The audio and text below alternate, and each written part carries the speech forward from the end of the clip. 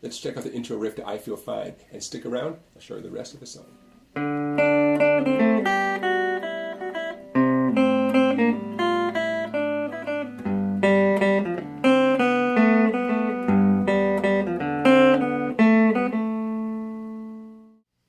Let's learn that intro riff first down here in open position, and later I'll show it to you up in a higher position the way the Beatles do it. They're going to sound the same, but some of you may be more comfortable playing it down here.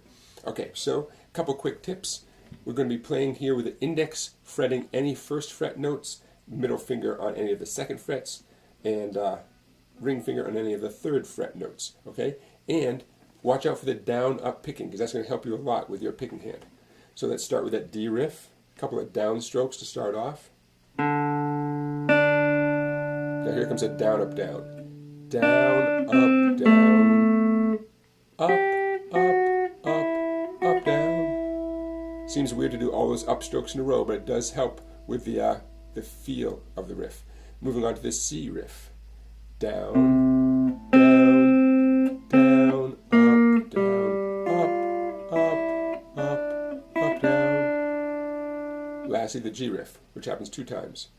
Down strokes. Down, up, down, up, down. And you do it again.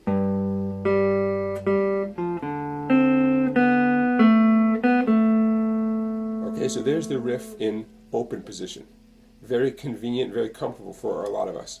Now, the Beatles do it up here, essentially based on a bar chord position. You do not have to be an expert at bar chords to play this riff, but it helps me familiar with bar chords. So I'm going to bar across the 10th fret to start off. Don't worry if you can not to get all 6 strings to sound clearly with a bar at 10 and no other fingers helping. Don't worry about that. But a bar at the 10th fret, and you really want to focus your pressure on the 4 heaviest strings. Don't worry how the 2 treble strings sound.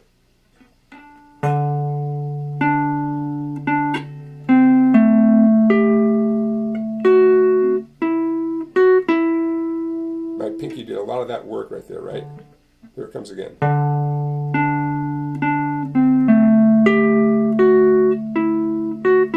It's almost like it's a pinky exercise. See that? Now, that's the riff. To continue with the song, you just move it backwards 2 frets to the 8th fret.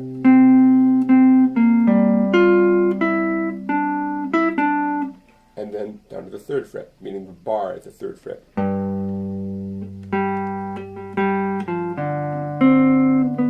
Big stretch. Now, some of you may have no problem doing a big stretch like that with my bar at 3 and my pinky at 7. But if that's hard for you, I'm not surprised at all. Don't forget you have the open position way to do it as well down here, right? But now you can see the riff the way the Beatles did it, up here in the 10th and 8th and 3rd positions. And then, like I said, that easier way, for most of us that's easier, to play it down here in the open position. Okay, now that riff that you just heard, that continues quite a bit throughout the tune during the verse and the chorus. But there's also chord strumming. So instead of getting into continuing that riff throughout the rest of the tune, let's get into the chord strumming so that you can play through the other parts of the tune. Okay, here it comes. So now let's tackle the verse of the tune. I'm going to call this the A section. The song has an AAB form. So what we're about to do is going to happen twice in a row. It's going to move to the B section, which I'll show you in the next clip, and then back to this section, the A section. So AABA. Now the chords you need, G7, next C7, next D7. I hope you're familiar with those chords. You're going to need them. And the strumming we're going to apply is what I call the boom, chick, boom, chick, boom, chick kind of strum. Okay? And here's how it works with the A section of the tune, right on Baby's Good to Me. Okay? It's going to sound like this. 8 boom chicks on the G7. Baby's good to me, you know, happy as can be, you know. D7 for 6 boom chicks. Said so, I'm in love with. Here's the C7, 2 boom chicks. Her I feel. Back to G7 for 4 boom chicks. Fine. Now, if you're not familiar with the boom chick pattern, pretty easy to see. I'm hitting a specific bass note, and then sort of answering back with a strum across, 4 or 3 treble strings with a little muting with the edge of my palm, like that. Which bass string I pluck depends on the chord. For the G7, I'm plucking the 6th string, as you noticed. For the C7, I'm plucking the 5th string. And for the D7, I'm plucking the 4th string. Those are the ones that sort of sound best and really ground each chord. Okay, so that's the A section. That's going to happen twice, and then we're going to move on to the B section, which I'm about to show you, and then it comes back to what you just saw, the A section right there. And that's the whole tune. So here comes the B section. Now here in the B section we have a few new chords to tackle, and we could keep going with the boom chick strumming, but for a breath of fresh air, it might sound kind of nice to just strum a chord one time and let it ring. So it sounds like, I'm so glad she's my little girl, she's so glad, telling all the world. Nothing wrong with sometimes hitting a chord and letting it ring without any sophisticated strumming going on. Don't worry, the rest of the band will take care of the, filling in this space. You got drums, bass, who knows what else you might have going on. So nothing wrong with doing something like that for a change of pace. Each chord would ring for, I think, 2 beats. 1, 2, 1, 2. And that gives you a chance to really pay attention to your left hand and get those chord changes. But if we want to continue with the boom chick pattern, it would sound like this.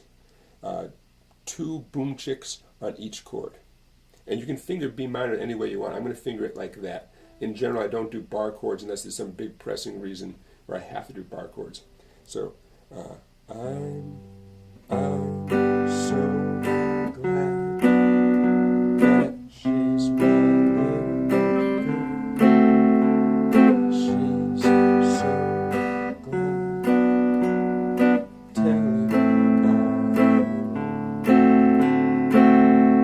all. Okay, so there's the B section with boom chick strumming. And then, like I said before, it goes back to the A section, which you saw a moment ago. Now that's the form of the tune, A, B, A. And a nice, convenient way to do the right hand picking, that boom chick pattern fits the song perfectly. And then you got the intro 2 different ways. So that'll keep you busy for a little while, right? I hope you enjoy it. Thanks for watching, everybody. Don't forget to check out my website, www.song-bike.com. You can become a member there and see videos that are not available anywhere else. And I want to thank you for watching and remind you to please like this video and please subscribe to my YouTube channel, and I'll see you next time.